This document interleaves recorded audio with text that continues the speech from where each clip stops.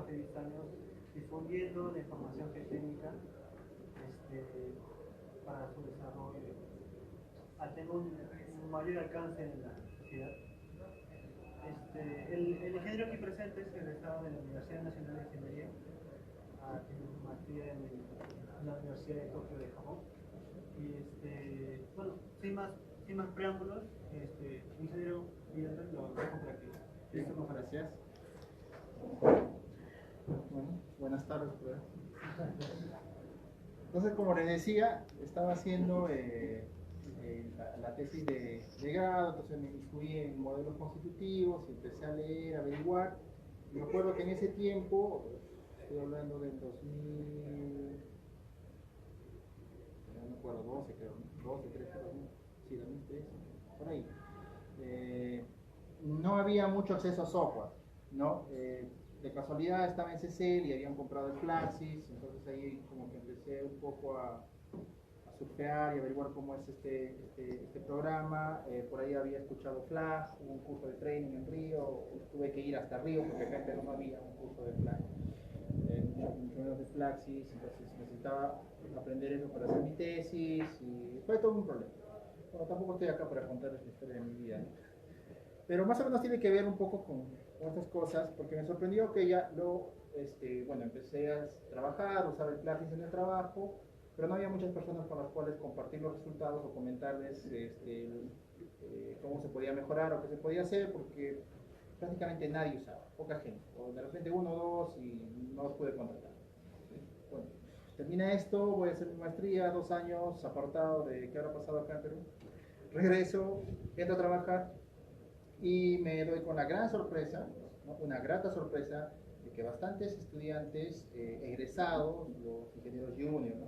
Entonces ya manejaban Flaxis, por ahí vi 2, 3 tesis con Flaxis, Flash, y verdaderamente me llamó bastante la atención, porque hace 5 años, de esa época, del 2015, más o menos, la gente no usaba programas de elementos finitos o diferencias finitas. Y en 5 años todo cambió. Hasta cuando estaba en Japón vi que hubo cursos de Flaxis, creo que la Católica organizó, hubo un curso de Flag, va a haber un curso de Flag en Perú, entonces cómo hubiera querido que hubiese todo eso, si hubiese habido, sería diferente, ¿no? En ese tiempo para aprender. Entonces, ¿y qué pasa? Que bastante gente joven, empieza a utilizar los programas indiscriminadamente, ¿no? Ya todo el mundo tiene Flaxis pirateado, el Flash pirateado, y empiezan a hacer sus análisis, a sacar sus resultados coloridos y decir, bueno, acá sale el asentamiento, la estabilidad, etcétera, pero se olvidan de la parte teórica o de lo que hay atrás. Algunos dicen, pero ¿para qué voy a aprender todas esas ecuaciones? Yo no quiero ser científico, yo solo quiero saber cómo se calcula esto. Pero el problema es que a veces sacamos un resultado y no sabemos, no estamos seguros si ese resultado está bien. Porque muchas veces, o sea, lo que pasa con un usuario nuevo es que existe el 50% de que vas a obtener un resultado. Y el otro 50% te va a salir error, ¿no? Pues mientras vas haciendo, ¿por qué me sale error? Vas cambiando una y otra cosa y por ahí te va a salir algo. Y al 50% que sí le sale, que tuvo suerte, no sé, ingresó bien sus parámetros, por decirlo así, sí le sale un resultado, pero no sabe interpretar. O si lo interpreta, lo está interpretando de una mala manera. Entonces, esto es un problema mundial, no solamente en el Perú, ¿no? Inclusive yo revisaba en conferencias de modelamiento numérico que hay cada 4 años, es como el mundial, algo así más o menos, ¿no? Cada 4 años, cada 3 años, se hace un congreso de modelamiento numérico. Cuando yo estaba en Japón, fue en Japón, luego ya fue en India y algo así, ¿no? Se van alternando. Y ahí, por ejemplo, me llamó la atención una charla o una conferencia donde hablaba del problema del modelamiento numérico ahora, ¿no? Que decía que los ingenieros de experiencia, ya mayores, los seniors, no habían tenido la oportunidad de aprender esos programas de modelamiento numérico, pero sí por su experiencia sabían más o menos cuánto debía salir, ¿no? Un ingeniero senior ya con sus años ya sabe, ¿no? Que la capacidad portante o el factor de seguridad o tal luz debe dar, no sé, 1.3, 1.5. Y el ingeniero joven, que recién estaba empezando, sabía resolver, sabía manejar sus programas, 3, 4, 5 programas, pero sacaba un resultado y decía, bueno, sale eso, ¿no? Entonces, y entonces hay un vacío o falta un link de cómo conectar ese ingeniero que tiene bastante experiencia y el ingeniero joven que está iniciando con este mundo de la tecnología, de los programas y todo eso, ¿no? Entonces recién ahora yo ya estoy empezando a percibir en la gente que hay gente que se está preocupando por decir, ¿no? Pero ¿qué hay detrás de esto? ¿Qué hay detrás de mi programa? O sea, ¿cómo lo está calculando? ¿Qué implicancias tiene? ¿No? Y es frente a esa necesidad, y bueno, siempre digo eso, es que, bueno, si es que se puede, a veces en el trabajo, donde yo trabajo, en Andes, a veces organizo las charlas internas, o si hay una invitación, etcétera, trato de difundir esto, ¿no? Ahora, sé que es difícil entender lo que hay detrás de, por ejemplo, del Plaxis, del FLAC, etcétera, porque tú ves y son puras ecuaciones, ¿no? Integrales, todo ya es suficiente, llevas hasta mate 3. Entonces, de por sí no es muy atractivo a veces para leer. Entonces, la idea es de todos esos conceptos, tratar de traducirlos de una manera simple y poder entender. Lo que yo siempre he dicho, ¿no? Lo importante no es aprender una fórmula, lo importante es que tú entiendas para qué sirve esa fórmula.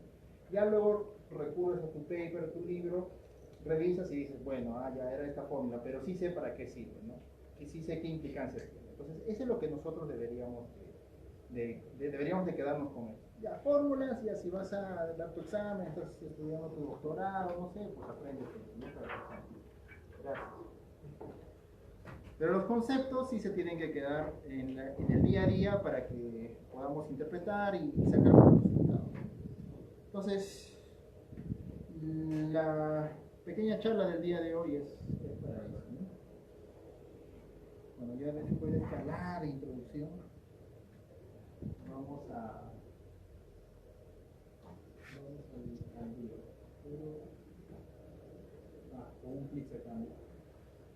Bueno, acá está la introducción, que es más o menos lo que les estaba contando, ¿no? Que durante las 3 últimas décadas el análisis de electroplásmicos, problemas geotécnicos, mediante el uso del MEG, ha sido ampliamente aceptado por investigadores. Bueno, esto ya se va desvaneciendo un poco, ¿no? Sin embargo, su aplicación en el análisis target sigue siendo limitada, ¿no? Porque obviamente hay bastantes ingenieros, gente que está metida en esto de los programas, pero si tú ves en el global, sigue siendo a veces una minoría, ¿no? Bueno, en Lima yo veo bastante, pero a veces vas a provincia y siguen utilizando de repente equilibrio limpio, o no están usando Plaxis, ¿no? Por ejemplo. Entonces, y a veces sí existe el escepticismo, sobre todo de repente por gente que de repente, no sé, llamemos de la vieja escuela, etcétera, que dicen que esos programas, no sé, inclusive tenía uno de mis profesores en Japón que decía, porque él decía, no, a mí me gusta modelamiento numérico, pero son programas, me dicen, no son ecuaciones, yo prefiero ver, o sea, hacer mi modelo a escala, veo cómo falla, qué está pasando, y cuando veo, entonces recién entiendo o creo que debería de ser así. Pero en cambio un programa con numeritos que te salen fórmulas, cuestiones, pues hay gente que todavía sigue siendo un poco escéptica, ¿no? Entonces, a veces, ¿por qué? Por lo que le decía, porque parece complicado, mucha ecuación, mucha fórmula, ¿no? Entonces, pasa eso. Y a veces más parece un tema para paper que para trabajo, ¿no? Pero gracias al avance de la tecnología, de las computadoras, cada año creo que ya sale una nueva versión de computadoras. ¿En qué estamos? En i7 creo, ¿no? 9. Ya estamos en i9, ya estaba en i7 hace un año. Entonces, gracias a la gran potencia de computadoras potentes que podemos tener ahora, no solo en empresas, sino en nuestras casas, entonces podemos usar estos programas, ¿no? Porque antes de hacer una corrida, bueno, actualmente, ¿no? En un proyecto hicimos una corrida en 3D y se demoraba, ¿cuánto? 3 días, ¿no? En saber el resultado. Cuando estaba en Río, visitaba amigos, me decían, sí, estamos en mi corrida, en una semana te sale, ¿no? Entonces, y en esa semana la gente te das cuenta de que te has equivocado, ¿no? Porque te sale error. Y tiene que ser otra semana, ¿no? En cambio ahora ya es un poco más accesible. Aunque claro, tenemos computadoras más poderosas y ahora ya queremos hacer más cosas, ¿no? En Japón Japón tiene la segunda computadora más rápida del mundo, si no me equivoco. Siempre están en pelea con los Estados Unidos. El punto es que yo vi ahí un amigo, bueno, eran 3 estudiantes de doctorado que estaban haciendo un modelamiento de toda la ciudad de Tokio, ¿no? En elementos finitos, para ver el comportamiento de la gente y zonas de evacuación, etc. Entonces, pero estaban modelando toda la ciudad de Tokio. A veces nosotros nos rayamos con un talud y ellos modelan toda la ciudad. Pero bueno, estábamos usando esa computadora. Bueno, es lo que les decía, ¿no? Entonces, lo había dicho hace tiempo y siempre digo, eso lo había leído, y lamentablemente no recuerdo exactamente la referencia donde lo había leído, pero si más no me equivoco, Terzaghi o Peck, uno de esos dos, decía que la mecánica de suelos, o sea, los problemas de mecánica de suelos, de geotecnia en sí, se dividen en 2 cosas. Solamente hay 2 cosas que nos interesan y que calculamos y que de eso vivimos, ¿no? A eso investigamos todo en todos estos años. ¿Y qué es? ¿Cuáles son los 2 problemas de la geotecnia? ¿Alguien tiene ni idea? No van a decir licuación, asentamiento, estabilidad, ¿no? Pero todo eso se resume en una sola cosa, bueno, en 2 cosas. Uno es que siempre nosotros estamos calculando, queremos saber cuánto se deforma. ¿Cuánto se deforma? No sé, ¿cuánto de asentamiento de esa deformación? No sé, estoy haciendo un refuerzo acá, ¿cuánto se deforma esto? ¿Se pandea, no se pandea? ¿Las paredes se deslizan? ¿No? Estamos siempre buscando deformación, ¿no? ¿Y qué es lo otro? Lo otro que estamos buscando son bueno, me pueden decir otros, el factor de seguridad. ¿Pero qué es el factor de seguridad? Indirectamente, ¿qué te indica? Un mecanismo de falla. Entonces nosotros lo que buscamos en geotecnia es deformación y falla. En esas 2 cosas se resume todo lo que es la geotecnia. Tú me dices, pero hay licuación, por ejemplo, pero ya por licuación, ¿qué es? Pérdida de resistencia, ¿qué va a pasar? Se asienta una casa, entonces, ¿qué problema hay ahí? De deformación, ¿verdad? Capacidad portante, ¿qué es? Ese es un tema de falla y deformación, ¿no? Estabilidad de taludes, falla. Entonces, si te pones a pensar en todos los problemas geotécnicos, bueno, para los que trabajan y los que no trabajan se van a dar cuenta, que son las 2 cosas. Al final todos se resumen a deformación y falla, y eso es todo. Bueno, se dice simple, ¿no? Solamente son esas 2 cosas. El problema es que calcular o averiguar cómo es el comportamiento de esas 2 cosas en el camino se torna bastante complicado. Entonces, en esta oportunidad nosotros lo que vamos a hablar es de uno de esos caminos, que es los mecanismos de falla. Cómo determinar esos mecanismos de falla. Entonces, uno de los primeros métodos numéricos, por decirlo así, porque antes de estos métodos que están viendo acá, existían métodos gráficos, ¿no? No recuerdo el nombre, creo que es el método suizo o algo así, ¿no? Pero que era este era gráfico, ¿no? Entonces, formalizando ya, Helenius en el 36 hace el primer avance numérico en este cálculo de mecanismos de falla. No como falla un talud, pues. Es Helenius, ¿no? ¿Y qué método se llamaba ese que hizo en su momento? Se agrupó en una serie de métodos que se llaman métodos de equilibrio límite. Entonces, el método de equilibrio límite es el primer método formal para hacer el cálculo de estos mecanismos de falla. Pero luego siguieron avanzando, pasaron 20, 30 años desde que empezaron a investigar esto de equilibrio límite y viene el análisis del estado límite, ¿no? Que ahí ya aparecen criterios un poco más rigurosos de comportamiento de suelo y intentan meter esos conceptos. Luego, bueno, siguen avanzando en esto y viene un análisis de reducción de parámetros. Para ser más completo, esto sería un análisis de reducción de parámetros de resistencia. Una vez bien establecido, por ejemplo, el criterio de falla de Coulomb le dicen, ¿no? Digo Coulomb. Ese que de 1779, creo, por ahí, ¿no? Establece su FICE. Entonces, 200 y pico años después, toman esos parámetros y dicen vamos a reducir y de esta forma podemos calcular un mecanismo de falla. Y es el análisis de reducción de parámetros. Hay otro método que es el método, el Sleep Law, creo que se llama en inglés. Pero es un método un tanto gráfico así que no lo incluye, porque acá estamos hablando de métodos formales, ¿no? Bueno, acá Duncan, este es un libro, es muy bueno, si pueden consíganlo y léanlo. El libro de Duncan, que habla de estabilidad de taludes, hace todo un recuento de los métodos que existió, te cuenta la historia, cómo ha sido esto.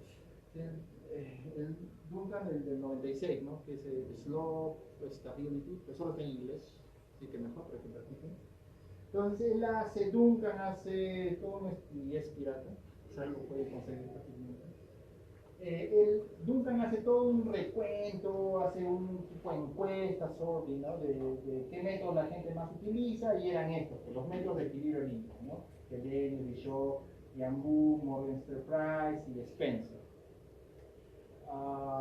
De esos, por ejemplo, Sarma también hay otros, ¿no? Que bueno, no lo he puesto. De estos 5 métodos, por ejemplo, de los más populares que estoy mencionando, hay 2 que al día de hoy la gente lo sigue usando, ¿no? O sea, yo también lo sigo usando desde con nuevo equilibrio límite, que es Spencer y también Morgenstern Price, ¿no? Esos 2 métodos de equilibrio límite son los más populares. A Hellenius, por ser el primero, le cayeron de palos de todos lados, ¿no? Que no salía bien, que no consideraba bien sus valores. Entonces, a veces la gente no lo usa, porque te bota hasta valores superiores a veces hasta 20% de error, de margen de error, digamos, ¿no? Hellenius ya es de historia, ¿no? Está cambiando acá. Entonces, vamos a describir rápidamente lo que es el método de equilibrio límite, como para hacer historia, conocer y también entender, ¿no? lo que hacemos normalmente. Acá puse el método de Hellenius, Bishop, Yambu, Morgenstern Price y Spencer. ¿De qué trata esto más o menos, no? Entonces tienes un talud y lo que hacen es, ¿y ahora cómo vamos a averiguar su mecanismo de falla? Entonces, lo lógico es que dicen que toda esta masa va a fallar, ¿no? Pum, se va a deslizar. Pero debido a la geometría, que es un poco irregular y se hace compleja, entonces la formulación no es tan fácil, ¿no? ¿Y qué conceptos aplico ahí? Entonces la clásica, pues, ¿no? Todo esto es un complejo, algo difícil, entonces lo seccionamos, ¿no? Lo dividen en... Siempre tengo la curiosidad de esto, no he confirmado. ¿Dovelas o dovelas? Le dicen. Dovelas es, ¿no? En slice, yo conozco en inglés, ¿no? Slice, ya está. Entonces hacemos unos slides, ¿no? Las dovelas. Es el método de las dovelas. Entonces lo que hacen es, ¿no? Barritas y empiezan a seccionar toda esta zona potencial de falla. ¿Y qué más? Entonces dicen, ya, está bien. Más o menos esta zona va a fallar. Yo lo divido en slides o dovelas. Pero ¿cómo hago el mecanismo de falla? ¿No? Entonces es fácil, pues dicen, agarro un radio de giro y digo que sea una falla de tipo circular. Y eso sería una aproximación, ¿no? ¿Dónde se da más o menos esto? En un talud homogéneo. ¿Y en dónde? En una arcilla, por ejemplo. Una arcilla calza pero perfecto. Entonces, ¿qué es lo que hacen?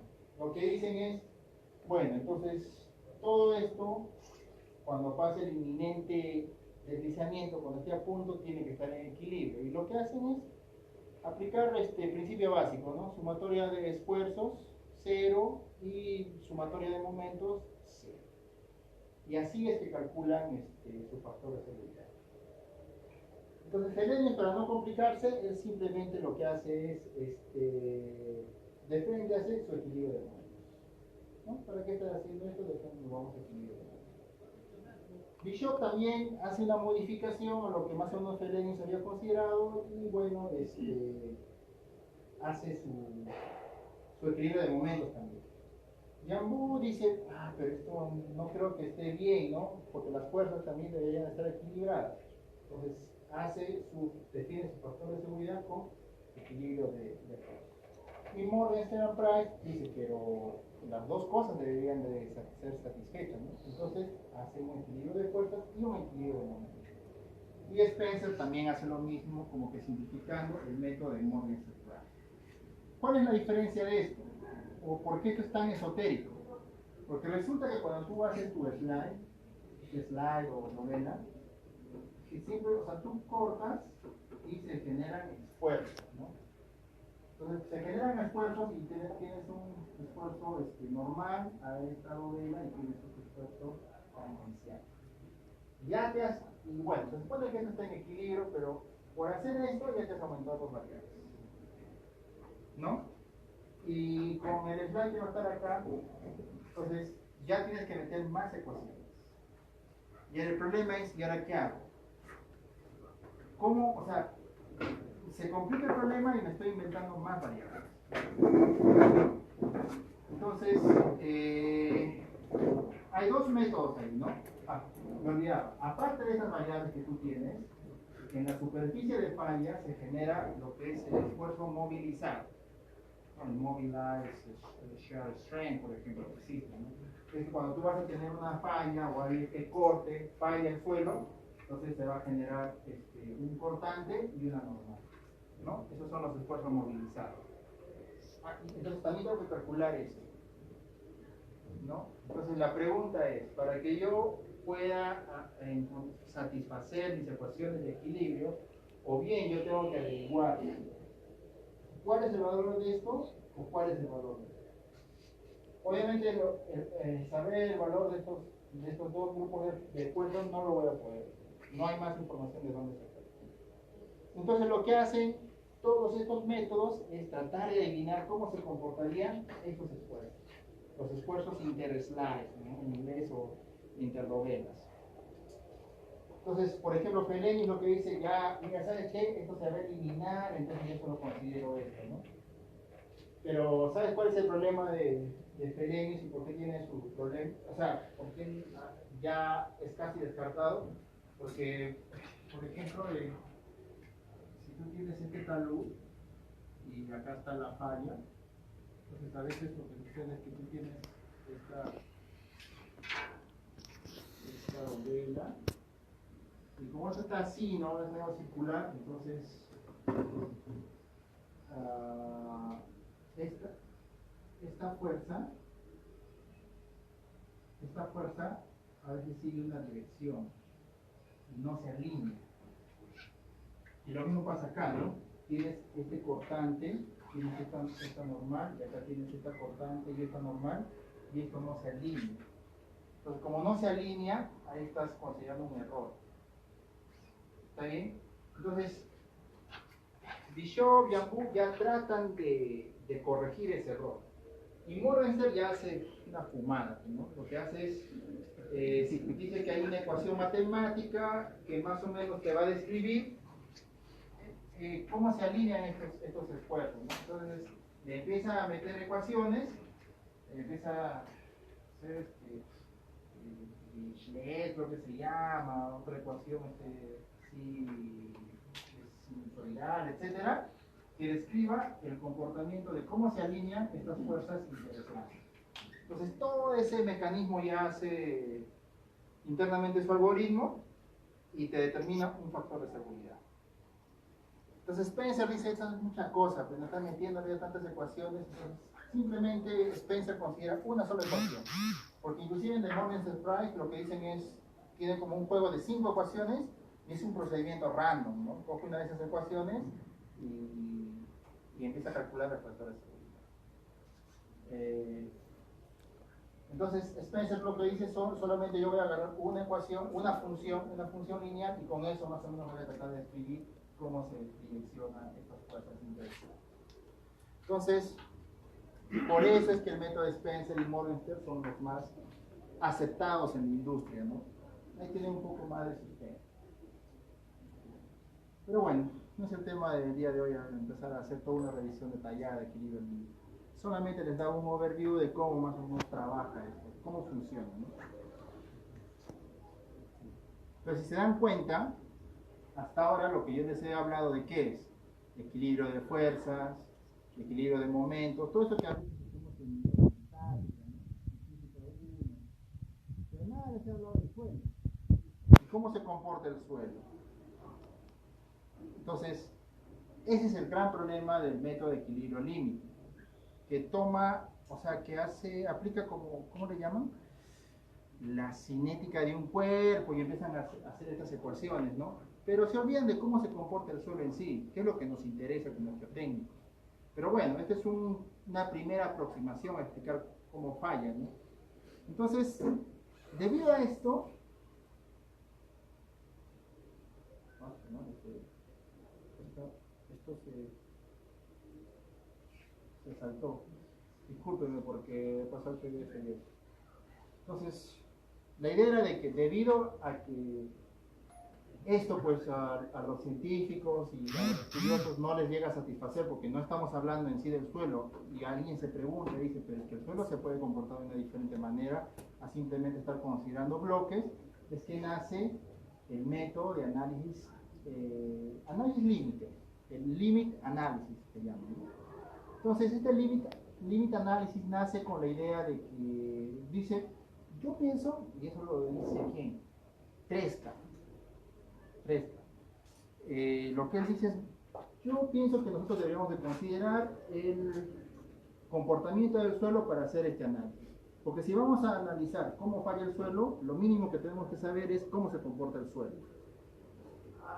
Hasta ese tiempo, no recuerdo bien las fechas, creo que es en 1940, por ahí, debe ser, perdónenme por no acordarme los años, estaba muy de moda lo que es la plasticidad. Pero esta plasticidad había sido inventada, vamos a decirlo así, para los metales, ¿no? Entonces, ¿y ahora qué hacemos? Siempre la geotecnia cogiendo, apoyándose en otras áreas, ¿no? Entonces lo que hacen es, cogen la teoría de la plasticidad que se había creado para los metales y dicen, bueno, esto que sea nuestra primera aproximación del comportamiento del suelo. Entonces, lo que dicen es, vamos a hacer que vamos a adoptar un comportamiento perfectamente plástico, ¿no? En adelante, era esto. Entonces, resulta que hasta ese entonces nosotros solamente hacíamos el ensayo triaxial, ¿no? Hacemos en arena, en arcilla, y tú podías obtener una curva así o algo así, ¿no? Entonces, esta es la deformación axial y esto es el Q, ¿no? Q que es sigma 1 menos sigma 3, ¿no? El efecto desviador. Ya. Entonces, lo que hace Tresca es, vamos a coger, vamos a decir que el suelo viene, digamos, acá y perfectamente plano. Y esa será su curva de esfuerzo de formación. Eso es lo que dice Tresca. Luego ya vienen a hacer el modelo Morph-Coulomb, que es el modelo lineal, elástico, perfectamente plástico, que dicen que ya, bueno, entonces voy a poner una elasticidad lineal acá y digo perfectamente plástico. Ya un poco más avanzado, ¿no? Un modelo más sofisticado. Entonces lo que dicen es, basándome en esta teoría, ¿en qué quiere decir esto? ¿No? Que el suelo viene, se deforma, etcétera, pero llega a su punto de fluencia, ¿no? El esfuerzo de fluencia y ¡pum! Falla. Se empiezan a desarrollar las deformaciones claras. Entonces ya tenemos un límite, ¿no? Entonces, con base en esta descripción del comportamiento del suelo, es que se establecen los teoremas del límite inferior y límite superior. Porque, ¿qué es lo que hace el método de análisis límite o límite análisis? Es bordear la solución. Más o menos me explico. O sea, este esfuerzo de falla para nosotros es difícil conocerlo. Pero con el método de análisis, así como el teorema, método numérico que hacemos, ¿cuál es? ¿El del punto fijo? No, ¿cuál era? O el de Newton-Raphson.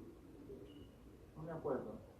Pero cuando tú sabes que en este intervalo está tu solución, ¿no? Tu solución está acá, tu solución exacta. Y lo que tú haces en métodos numéricos es vas iterando y vas así, te vas acercando a tu solución y lo vas bordeando, ¿no? Exacto. Eso más o menos hace la teoría del limit analysis. No encuentro el término, pero como que bordea a la solución exacta, ¿no? Exacto. Pero no es, o sea, lo ideal es que converja y se convierta en uno solo, ¿no? Pero obviamente, debido a la geometría, al comportamiento del suelo, etcétera, lo más que logramos es acercarnos a la solución. Entonces, bordeamos a la solución, ponte, ¿no? Que si tú aplicas, digamos, límite inferior, acá te sale 3.5 y con límite superior te sale 4 o bueno, 3.8. Entonces, tú dices que ya por el promedio, ¿no? Haces un promedio aritmético y dices que es tu solución, ¿no? Entonces, ¿qué hacen estos teoremas?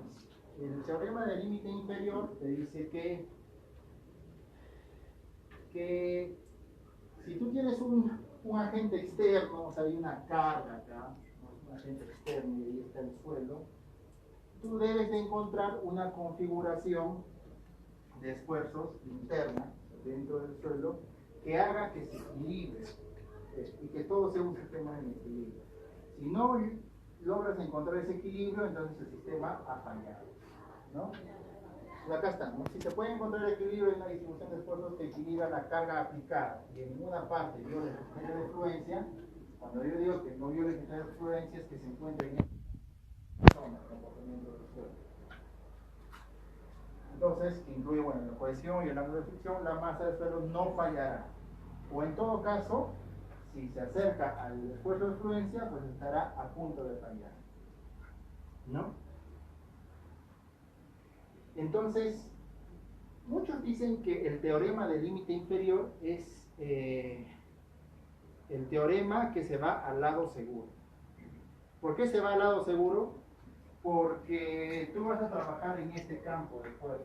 Entonces, si de repente te has equivocado en determinar el esfuerzo utilizando el teorema, entonces de repente vas a determinar que sea acá, ¿no? Pero te estás equivocando en el lado seguro, porque no va a suceder que de repente, digamos, era acá y era afuera, ¿no? Cuando ya fallaron. Entonces solamente te estás equivocando en este rango. Por eso dicen que es el teorema que es el lado seguro, ¿no?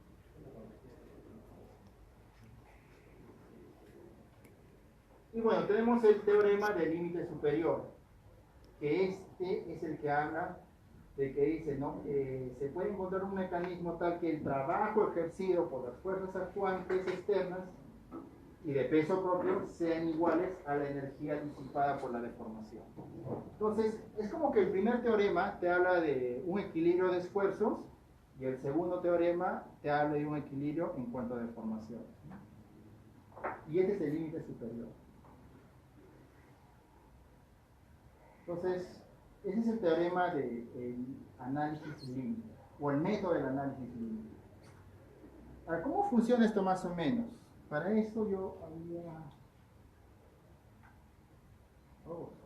salió horrible de todos estos gráficos. Pero para esto yo había preparado este ejercicio. Que era para más o menos ver cómo funciona el equilibrio límite y el análisis límite. Es básico para entender lo que es esta estabilidad y para entender elementos finitos. Entonces, a ver, ¿cómo podrían resolver este problema para el equilibrio límite? Mediante equilibrio límite yo quiero que determinen la capacidad portante, la carga, ¿no?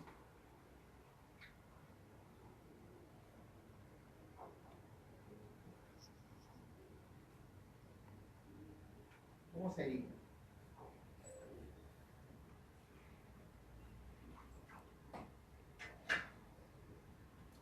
No sé si han escuchado de, ¿cómo se pronuncia? Pram, creo que no. Pram. ¿No? De 1956, creo, ¿no? Hace esta solución de capacidad portante. Él determina la solución exacta. Si no me equivoco, dice que esta capacidad va a ser 2 más pi sobre resistencia no drenada. Bueno, estamos hablando de una arcilla saturada, ¿no? Entonces, resistencia no drenada. Entonces te dicen que esta es la solución exacta, ¿no? Esa es la carga. Ya, pues, pero yo quiero que determines esta carga aplicando el método de equilibrio límite y el método de limit analysis o análisis límite. ¿Cómo sería entonces? Entonces, lo que se debería hacer acá, no sé si no va a dar tiempo para estar haciendo la diapositiva y la tarde. Entonces, tienes esta carga que tú desconoces, ¿no? Entonces, se supone que debido a la acción de esta carga externa, esto como que tiende a hundirse, a sentarse, ¿no? ¿Y qué va a generar posiblemente?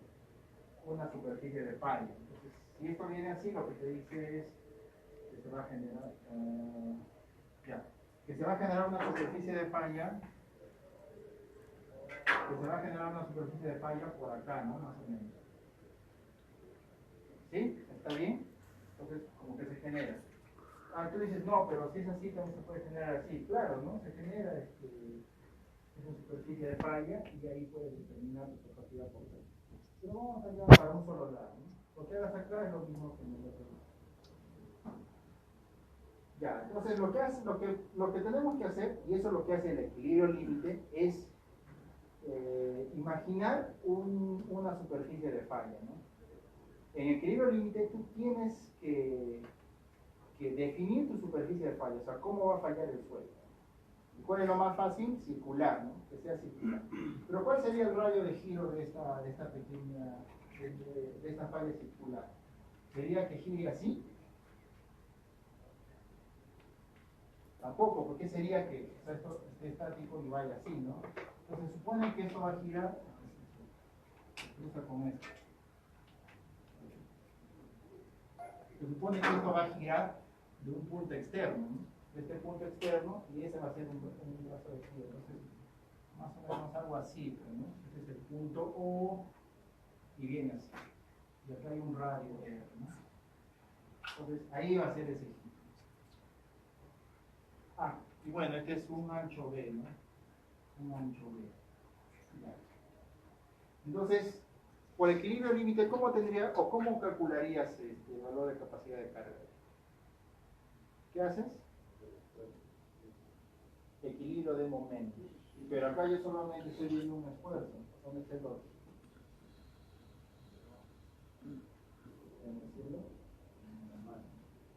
¿Qué se está generando acá? Una falla. Y si hay una falla, ¿qué se está generando? El suelo falla, ¿no es cierto? ¿Falla por qué falla el suelo? Por corte. El suelo falla, no, el concreto falla a compresión, ¿no? El suelo falla por corte, no por compresión. O algunos dicen, pero en el triaxial tú estás comprimiendo y fallas. Pero no es que está fallando porque tú, o sea, esa compresión que estás generando en tu ensayo triaxial está induciendo a un esfuerzo de corte. El suelo falla por corte. Entonces, ¿qué va a pasar? Si esto más o menos gira ahí, entonces se va generando acá un esfuerzo de corte, ¿no? Un esfuerzo de corte. ¿Un esfuerzo de corte qué? Movilizado. Así le llaman, ¿no? Siempre los esfuerzos que están en la superficie de falla es una superficie de falla movilizada. ¿Está bien? ¿Y quién va a hacer este esfuerzo de corte movilizado? Sería la resistencia no drenada del suelo, ¿no? En este caso es el S. Ya tienes todo ya. ¿Cómo sería entonces? Entonces esto gira a este lado, sumatoria de momento tiene que ser igual a lo que gira a este lado, ¿no? ¿Sí? ¿Pero cuánto sería? ¿La fuerza qué sería? V, ¿no?